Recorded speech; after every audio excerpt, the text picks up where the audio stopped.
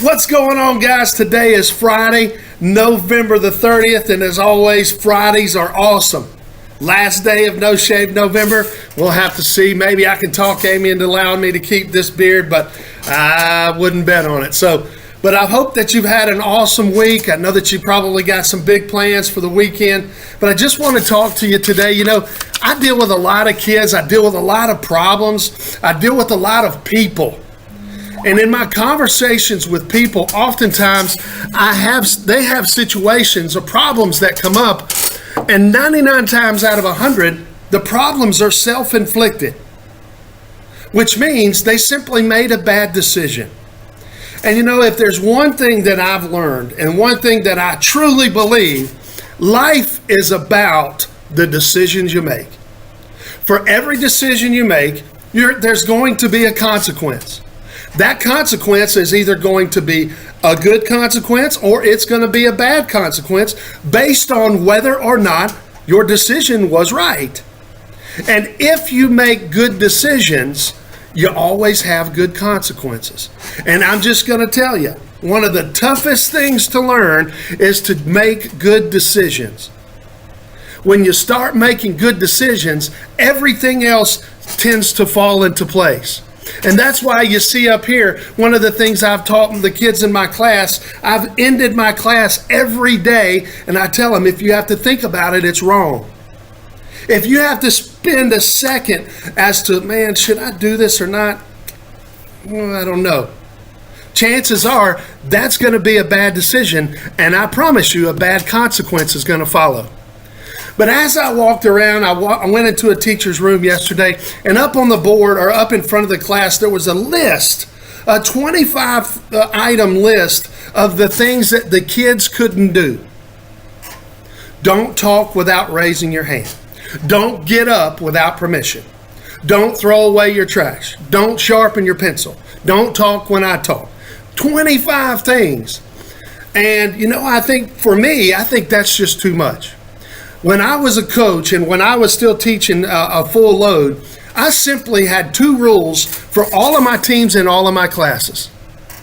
And those two rules were be on time and do the right thing. Be on time is still tough for me. It is a lifelong habit that if you are able to do that, it will certainly benefit you in the future. There is nothing I hate worse than sleeping in a little bit longer than I should have, and then all of a sudden you're on your way to work or you're on your way to school, you've procrastinated a little bit, you didn't plan for the day properly the night before, and now all of a sudden you're in a hustle and you get caught in traffic and everything seems to pile up on you, where if you would have just woke up 15 minutes early, everything would have been much better. My college baseball coach, Jack Leggett, always said, if you're 15 minutes early, you're never late.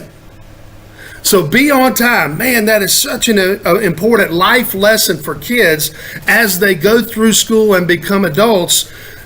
Be on time. When you're late, you're telling other people that are waiting for you that they're not important. So be on time. But the other one was simply do the right thing. Do the right thing. If you do the right thing, if you apply that rule, it covers so many different things in your life. Should I do this? Should I buy this? Should I act this way? Should I go to this place? Well, how about this? Just do the right thing. Because we all know right from wrong. And I tell you, one of the things I do, I want to show you this.